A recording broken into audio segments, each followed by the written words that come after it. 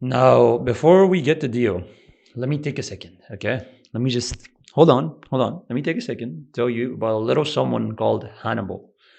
Now, Hannibal was a Carthaginian general, and he had a problem, you see.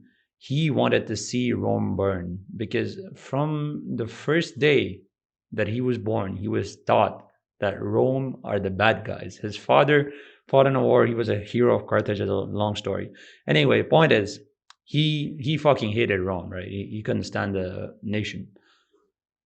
But he had another problem. You couldn't attack Rome head on due to several reasons. The main one being that Rome had a superior navy to Carthage. Now, in the previous battle with his father, the previous war, the only reason they salvaged anything was because of his father, but they lost because of the superior navy. So going in there head on across the sea would be suicide. So what our boy decides to do is take 100,000 soldiers, and he decides to cross the Alps on foot, which was unthinkable. So unthinkable that the Romans didn't even consider it. By the way, they would consider it suicide. Didn't even cross their mind. Now the Romans during the war has sent out their own general, which I can't remember at the time. I think it was Cicero. It's probably Cicero. So Cicero, while going to Spain, which was under control of Carthage, modern day Spain, which was under control of Carthage at the time, he sees Hannibal, right? He sees Hannibal and he sees that he's trying to cross the Alps. So he sends word back to Rome that, yo, this guy is crazy. He's trying to cross the Alps, so watch out. Okay, so now our boy has two difficulties. Not only does he have to get across this impossibly difficult terrain, he also has to deal with the Romans knowing that he's coming. So he's left with 20,000 men. 80,000 of his men die during the crossing. And he ends up in Rome. He ends up crossing the Alps.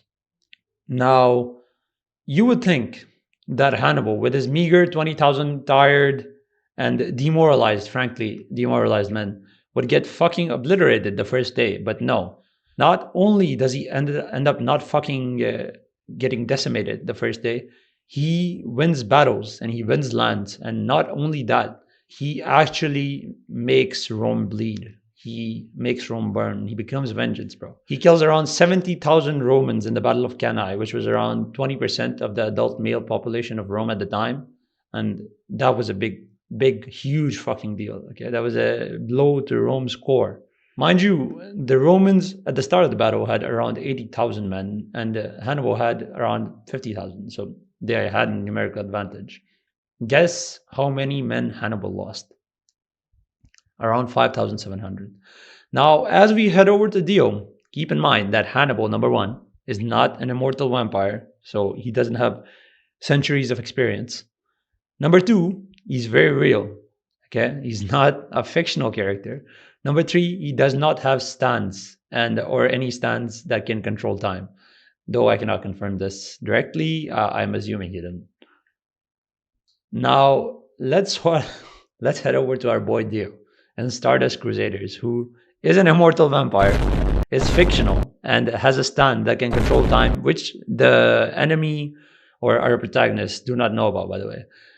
Not only does he have that, he also has an army of stand users with amazing abilities, and none of which our protagonists know about. So he has the firepower, the manpower, and the information advantage. Now I want you to guess what he does with this advantage. Does he, number one, employ literally any tactic in the world and just win?